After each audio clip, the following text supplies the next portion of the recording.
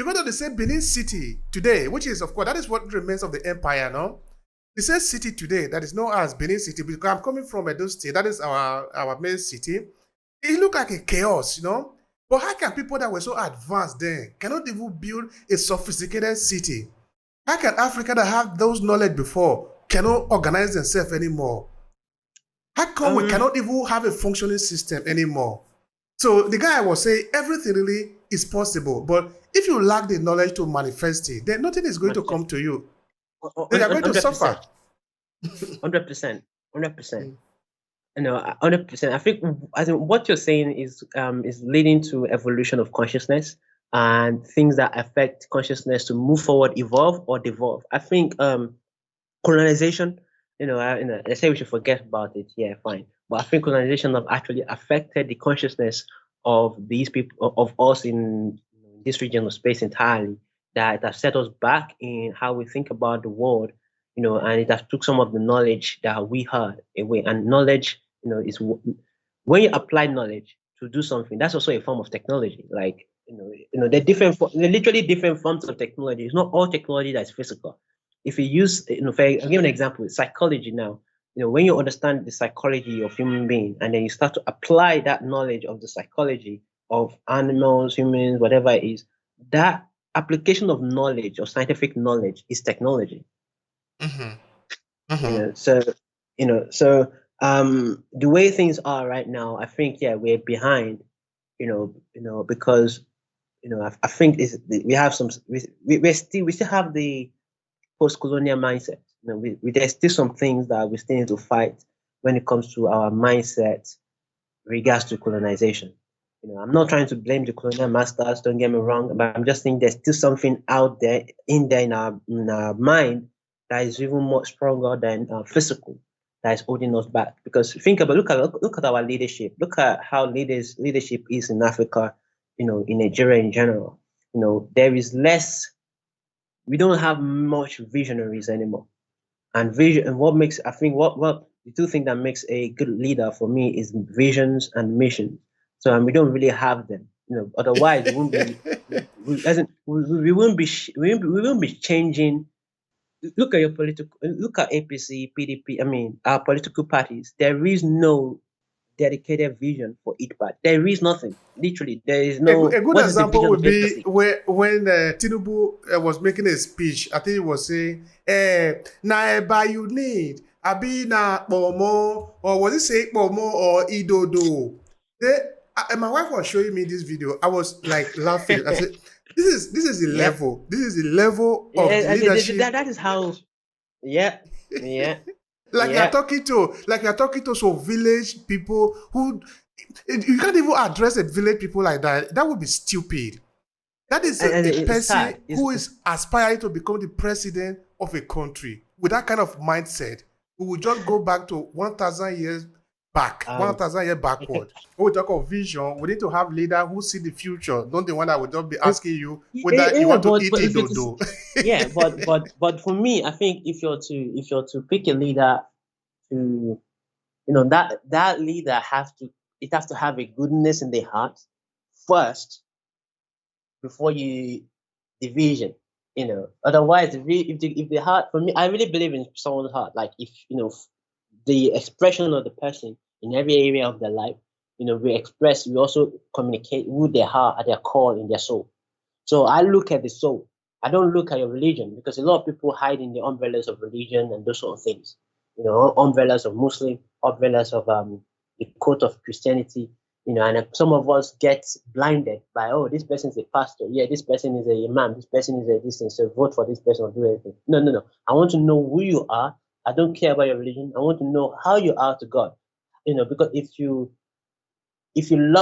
you're calling your soul and you actually truly believe in God, there is a way you behave towards people in general. There is a level of standard and integrity that you will have that will make you have quality vision for everybody. But if you don't have that, you're most likely going to be living from a selfish core. And whatever vision that you have is not necessarily, is a selfish vision. And it means there will be some part of your equation that will be missed. Of course, there is, every leader needs to be able to make a harsh decision. the good and the bad side. But I think on a big whole, we need to. That's why I said initially that I think one of the things our society as a whole is missing is real spirituality rather than religiosity. Nigeria is very religious, but are we really deeply spiritual? I'm not talking about voodoo or this sort of thing. I'm talking about how close are we to God?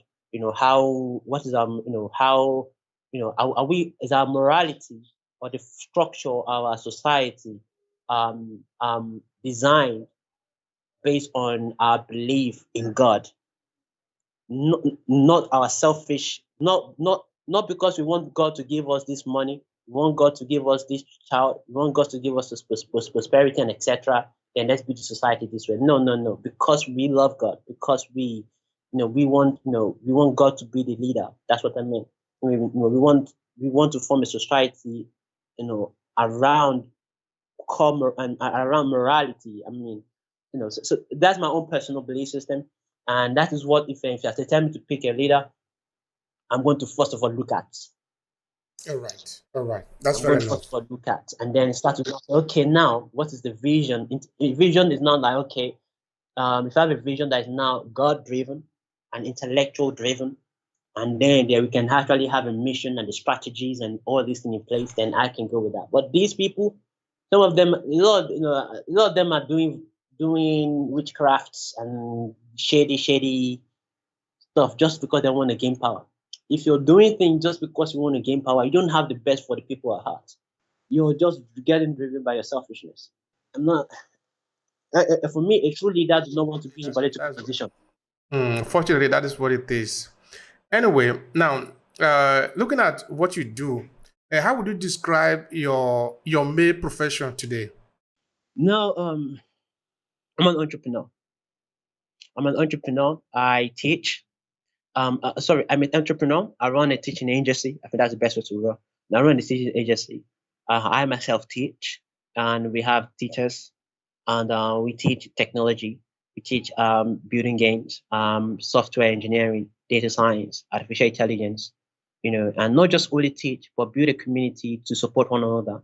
Because the main point of learning these things is not just to teach. It's actually to form security for everybody. So that's the whole point of the community. And then we have some part of the community that focuses on managing talent and ensuring that there's secure job.